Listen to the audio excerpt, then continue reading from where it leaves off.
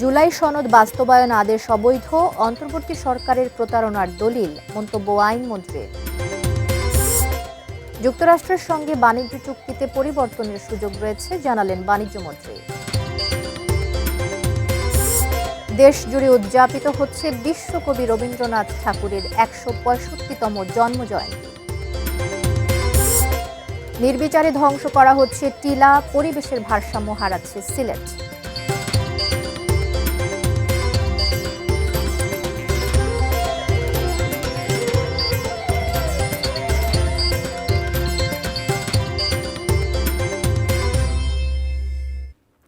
ATN news দেখছেন আপনারা। দেশের খবরের সঙ্গে আছি আমি জান্নাতুল ফিরদাউস কবিতা। এতক্ষণ শুনছিলেন নাসির সিনটেক্স গ্রুপের সৌজন্যে সংবাদ শিরোনামগুলো। এবারে পুরো খবর। জুলাই সনদ বাস্তবায়ন আদেশ অবৈধ এবং এটি অন্তর্বর্তী সরকারের প্রতারণার একটি দলিল বলে মন্তব্য করেছেন আইনমন্ত্রী মোহাম্মদ আসাদুজ্জামান। দুপুরে খুলনা জেলা আইনজীবী ভবনে আইনজীবীদের সংবর্ধনা ও নবীন বরণ অনুষ্ঠানে প্রধান অতিথির বক্তব্যে এসব কথা বলেন তিনি। বিচার বিভাগের পৃথক সচিবালয় হবে কি হবে না এই প্রশ্ন, এই দ্বিধা, এই শঙ্কা আপনাদের সামনে এসেছে। এ বিষয়ে আমরা দ্ব্যর্থহীনভাবে বলেছি, আমরা তড়িঘড়ি করে কোনো কিছু করতে চাই না। আমরা আবার পৃথক সচিবালয়ের স্কিম নিয়ে হাজির হব। আমরা যাচাই বাছাই করছি, এইটার consequence, balance of convenience and inconvenience থিওরিটা অ্যাপ্লাই করতে চাচ্ছি। যুক্তরাষ্ট্রের সঙ্গে বাণিজ্য চুক্তিতে দেশের স্বার্থ বিরোধী কোনো ধারা থাকলে চুক্তির ভেতরেই তা পরিবর্তনের সুযোগ রয়েছে বলে জানিয়েছেন বাণিজ্যমন্ত্রী খন্দকার আব্দুল মোক্তাদির। দুপুরে সিলেট আন্তর্জাতিক বিমানবন্দর সংলগ্ন ২২ টিলা ন্যাচারাল পার্কের উন্নয়ন কাজ পরিদর্শন শেষে সাংবাদিকদের এসব কথা বলেন তিনি। রাষ্ট্র কোনো চুক্তি করলে চট করে সেটা থেকে এরকম ইচ্ছা স্বাধীন পরিবর্তন করা যায় না। তবে চুক্তির মধ্যে তো বিভিন্ন ধারা থাকে, দুইটা পক্ষ, কিছু ধারা একটা পক্ষের অনুকূলে যায়, আরেকটা পক্ষের অনুকূলে আরো কিছু ধারা যায়। এটা মিলেই তো চুক্তি, দুই পক্ষের জন্য একটা উইন উইন সিচুয়েশন তৈরি করার প্রয়াস থেকে চুক্তি। তো চুক্তি যেটি হয়েছে এটির বাস্তবায়নের সময় যদি এমন, আমি আবার পরিষ্কার করে বলছি, এটির বাস্তবায়নের সময় এমন কোনো কিছু যদি আমাদের সামনে আসে বা প্রতিভাত হয় যে এটি বাংলাদেশের স্বার্থের অনুকূল নয়, তাহলে সেই ধারা সংশোধন করার সুযোগ এই চুক্তির ভিতরেই রয়েছে। রবীন্দ্রনাথ ঠাকুর নওগাঁয় তার জীবনের নতুন অধ্যায় শুরু করেছিলেন এবং কৃষকদের দুঃখ দুর্দশা দেখে কৃষি ব্যাংক চালু করেছিলেন। কৃষিকে আধুনিক করার জন্য করের লাঙল নিয়ে এসে কৃষিকাজও শুরু করেছিলেন বলে মন্তব্য করেছেন স্থানীয় সরকার, পল্লী উন্নয়ন ও সমবায় মন্ত্রণালয়ের মন্ত্রী মির্জা ফখরুল ইসলাম আলমগীর।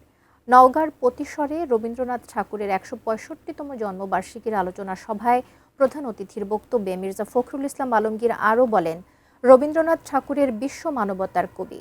নাটক, গান সহ সব ক্ষেত্রে রবীন্দ্রনাথ ঠাকুরের অবাধ বিচরণ ছিল। এই আলোচনা সভায় সভাপতিত্ব করেন রাজশাহী বিভাগীয় কমিশনার ডক্টর আ.ন.ম বজলুর রশিদ। এ সময় ভূমিমন্ত্রী মিজানুর রহমান মিনু, সংস্কৃতি প্রতিমন্ত্রী Ali Newaz Mahmud Khayyam, whip advocate M Ruhul Quddus Talukdar Dulu সহ আরও অনেকেই। ঢাকাও স্থানীয় শিল্পীরা আবৃত্তি, গান, নৃত্য পরিবেশন করেন। জীবনের একটা নতুন অধ্যায় শুরু করেছিলেন। সেই অধ্যায়টা কি ছিল? এখানে যখন তিনি জমিদারের কাজে আসতেন, কৃষকদের কষ্ট, দুঃখ, দুর্দশা দেখে, তাদের অর্থাভাব দেখে তিনি একটা ব্যাংক স্থাপন করেছিলেন এবং কৃষিকে আধুনিক করার জন্য তিনি এখানে আধুনিক পদ্ধতিতে কৃষি কাজ শুরু করেছিলেন। কিন্তু তাই নয়, তিনি একটা কৃষি ইনস্টিটিউট এখানে শুরু করেছিলেন। এটা তার জীবনের সঙ্গে, তার কাজের সঙ্গে, তার কবিতার সঙ্গে একটু বাইরের ব্যাপার ছিল এবং আমি তখন কৃষি প্রতিমন্ত্রী ছিলাম, যে কারণে আমি রাজি হয়েছি। কবিগুরুর ১৬৫তম জন্মবার্ষিকীতে কুষ্টিয়ার শিলাইদহের কুঠিবাড়ি সেজেছে নতুন সাজে। থাকছে ৩ দিনের নানা আয়োজন। রবীন্দ্র জয়ন্তীর খবর জানাতে কুঠিবাড়ি থেকে আমাদের সঙ্গে এই মুহূর্তে যুক্ত হচ্ছেন প্রতিনিধি শরীফুল ইসলাম। ৩ দিনব্যাপী আয়োজন, আজকের কি খোঁজ খবর দেখছেন? আয়োজনের বিস্তারিত জানতে চাই।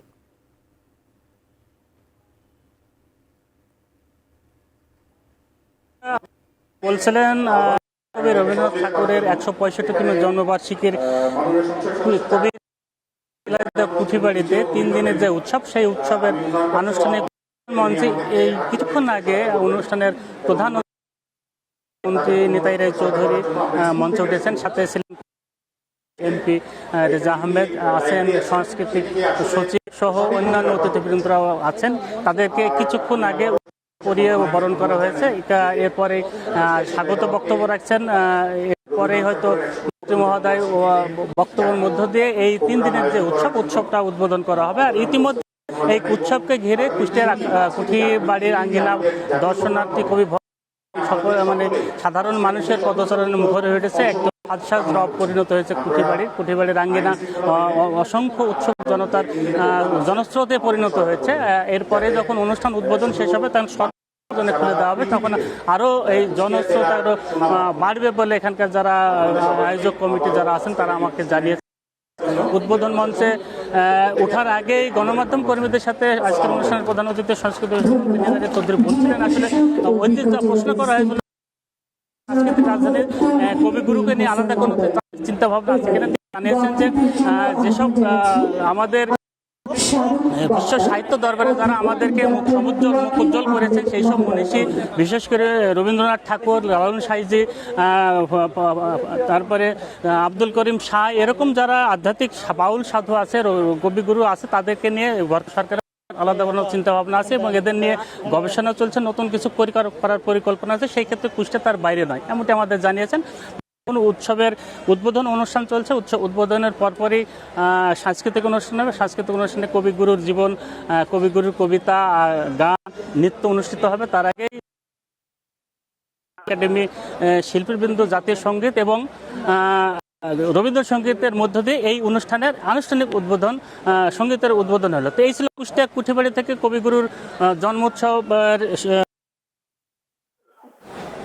শরীফুল ইসলাম, আপনাকে ধন্যবাদ। আমরা রবীন্দ্র জয়ন্তীর খবর জানছিলাম কুষ্টিয়া কুঠিবাড়ি থেকে। আমাদের সঙ্গে আমাদের প্রতিনিধি শরীফুল ইসলাম সংযুক্ত হয়েছিলেন। লেবাননের বৈরুতে ইসরায়েলি ক্ষেপণাস্ত্র হামলায় নিহত প্রবাসী দীপালি আক্তারকে ফরিদপুরে তার পারিবারিক কবরস্থানে দাফন করা হয়েছে। শুক্রবার সকালে ফরিদপুরের চর ভদ্রাসন উপজেলার চর হরিরামপুর ইউনিয়নের চর সালেপুর গ্রামে ঘোড়ার গাড়িতে করে নেওয়া হয় দীপালির মরদেহ। এ সময় তার গ্রামের বাড়িতে এক হৃদয় বিদারক দৃশ্যের অবতারণা হয়। পরে সকাল 10টায় নামাজে জানাজা শেষে পারিবারিক কবরস্থানে দীপালিকে দাফন করা হয়। গত 8 এপ্রিল লেবাননের বৈরুতের একটি ভবনে ইসরায়েলি বিমান হামলায় দীপালি বেগম গুরুতর আহত হন। পরে চিকিৎসাধীন অবস্থায় রফিক হারিরি হাসপাতালে তিনি মারা যান। প্রকৃতির নিজ হাতে আঁকা অপূর্ব ভূখণ্ড সিলেট, তার সৌন্দর্যের প্রাণ, অসংখ্য টিলা আর পাহাড়, নির্বিচার ধ্বংসযজ্ঞের শিকার সেই টিলাগুলো। গত 3 দশকে টিলা কেটে গড়ে তোলা হয়েছে বসতবাড়ি ও বিভিন্ন স্থাপনা। সৌন্দর্য পরিবেশের ভারসাম্য হারাচ্ছে সিলেট। নাজির আহমেদের ক্যামেরায় সিলেট প্রতিনিধি কামরুল ইসলাম মাহির তথ্যে ডেস্ক রিপোর্ট। যে নগরী একসময় পাহাড়টিলা আর সবুজের অপূর্ব মিশেলে গড়ে উঠেছিল, তার প্রকৃতির ঢাল হিসেবে থাকা টিলাগুলো ক্রমশই পরিণত হচ্ছে সমতল ভূমিতে। আবাসন, বাণিজ্য ও অবকাঠামোর চাপে হারিয়ে যাচ্ছে মহানগরের আখালীলা, তারাপুর চা বাগান, শাহী ঈদগাহ মেজর টিলা থেকে শুরু করে চাষনী পীরের মাজার টিলা পর্যন্ত বিস্তীর্ণ টিলাভূমি। একই চিত্র শহরের বাইরে দক্ষিণ সুরমা, গোলাপগঞ্জ, বিয়ানীবাজার ও জৈন্তাপুরেও।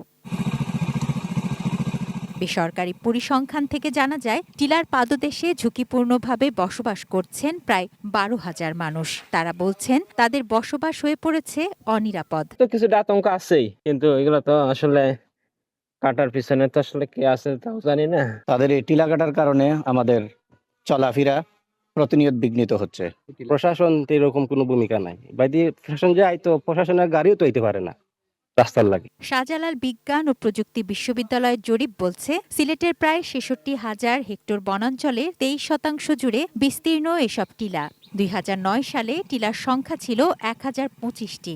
রাতের আধারে টিলা কাটার মহা উৎসবে তার অর্ধেকই বিলীন, যার সঙ্গে জড়িত প্রশাসন, অর্থলোভী কিছু রাজনৈতিক ও প্রভাবশালী চক্র। প্রতিনিয়ত হচ্ছে, কোনো সময় কিন্তু টিলা কাটাটা বন্ধ হচ্ছে না। কোনো সরকারই আসলে এই টিলা কাটাটা বন্ধ করতে পারছে না। আইনের বিভিন্ন ফাঁক পুকুরে আসলে বেঁচে যাচ্ছে যারা এই ভূমিকা চক্র যারা আছে। পরিবেশ অধিদপ্তরও টিলা কাটার ঘটনার স্বীকার করছে, বলছে তাদের সীমিত লোকবলের কথা। কারণ পাহাড়টা কাটা হয় এখন গোপনে রাত্রিতে কাটে। কাজে সমাজের ভিতর থেকে যদি সচেতন হয় তাদের বিরুদ্ধে যদি তারা রুখে না দাঁড়ায়, তাহলে ওই পরিবেশ অধিদপ্তরের এই কয়েকজন অফিসারকে নিয়ে এটা দমন করা আমাদের পক্ষে একটু কঠিন হয়ে গেছে। তুনাজিনা তনু, ডেস্ক রিপোর্ট, এটিএন নিউজ। দেশের খবরে আছে এ পর্যায়ে একটা বিরতি নিচ্ছি, এরপর আরও যা থাকছে। কালবৈশাখী ও শিলাবৃষ্টিতে বিভিন্ন অঞ্চলে বোরো ধানের ব্যাপক ক্ষতি। চট্টগ্রামে বোনের বাসায় বেড়াতে গিয়ে গুলিতে যুবক নিহত, শিশু গুলিবিদ্ধ।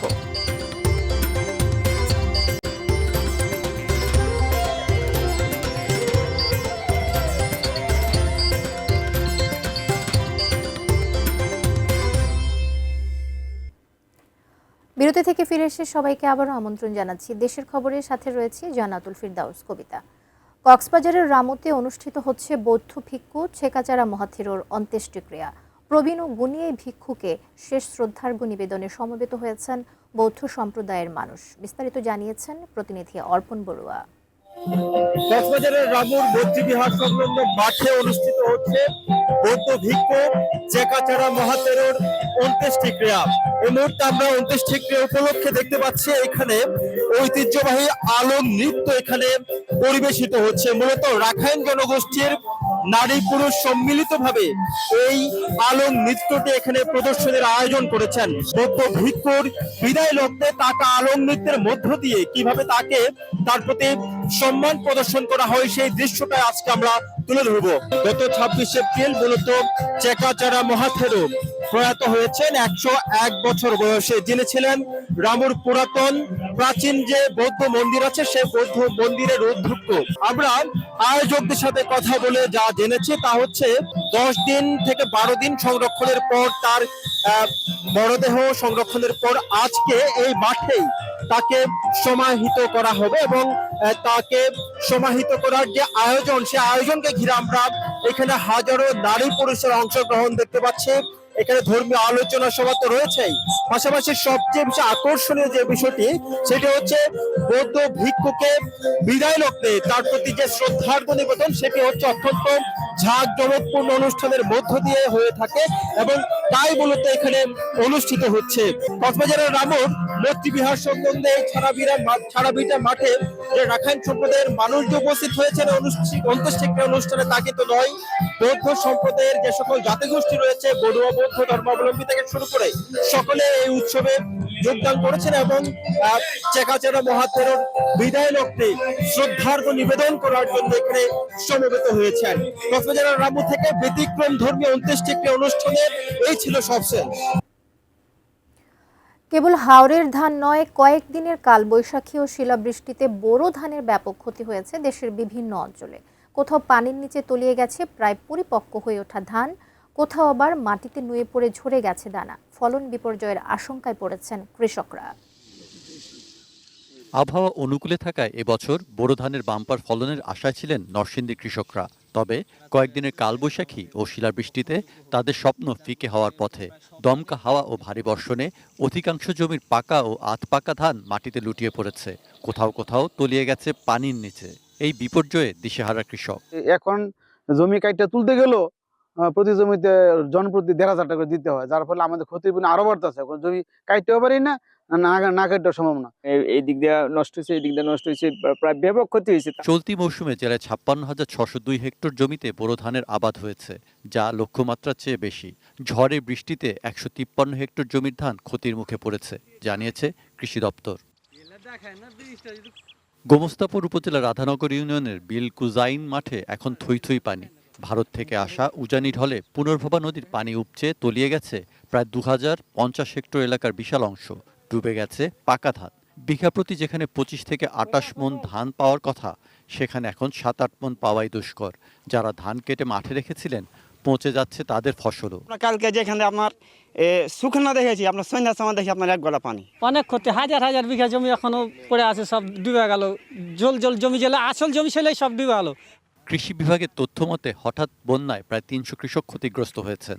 মহানন্দা নদীর যে উপনদী যেটা বয়ে গেছে খালের মতো, সেটা খনন করা প্রয়োজন রয়েছে এবং সেখানে যদি একটা বাঁধ দেওয়া যায় দুই পাশে এবং সেখানে যদি একটা সেতু তৈরি করা যায়, তাহলে আশা করা যায় এই সমস্যাটির স্থায়ী সমাধান করা সম্ভব। স্থানীয় সংসদ সদস্য মোহাম্মদ মিজানুর রহমান ক্ষতিগ্রস্ত এলাকা পরিদর্শন করে স্থায়ী সমাধান হিসেবে পুনর্ভবা নদী খনন এবং একটি সেতু নির্মাণের দাবি পূরণের আশ্বাস দেন। নদীর পাড়ে একটা বাঁধ দেওয়া দরকার, ব্রিজের পরে এই বাঁধটা জরুরি এবং নদীতে মানে নিচের দিকটা এমনভাবে ওখানে ডিপোজিট হয়েছে যে পানি ধরার কোনো ক্যাপাসিটি নাই। এই নদীটাকে ড্রেজিং করা খুবই গুরুত্বপূর্ণ। Saikat Dasgupta, desk report, ATN news. দেশের খবরে আছি, সময় হলো আরেকটা বিরতি নেবার, ফিরে আসছি, সঙ্গেই থাকুন।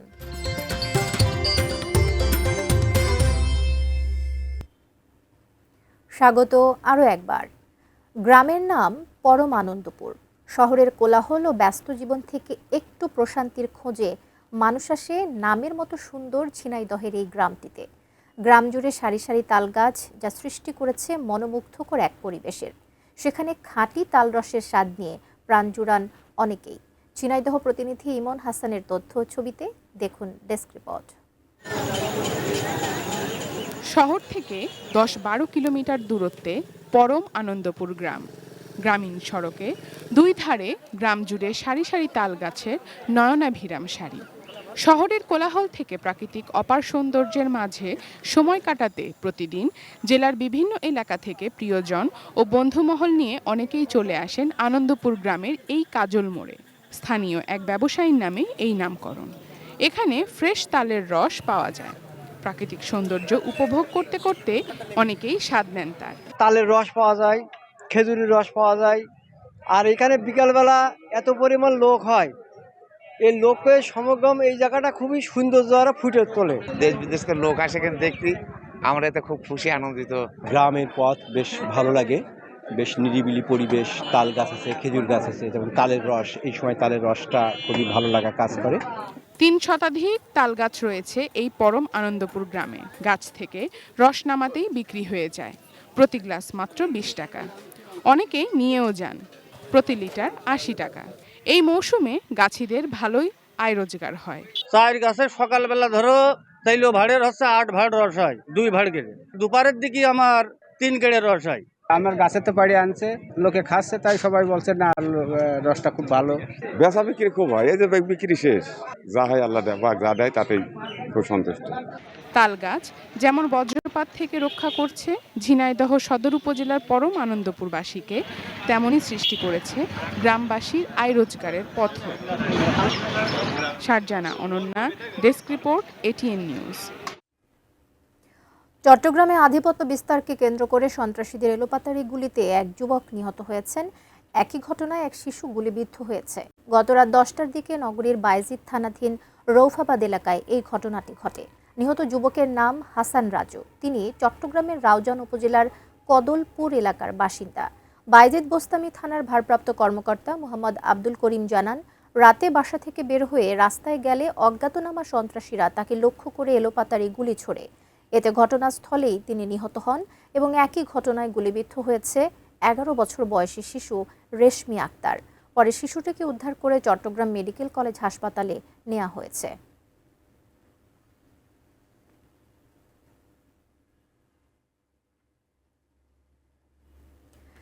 এই ছিল দেশের খবরের আজকের আয়োজন। কাল আবারও দেখা হবে একই সময়ে। সে পর্যন্ত ভালো থাকবেন, সুস্থ থাকবেন, এটি নিউজের সাথেই থাকবেন।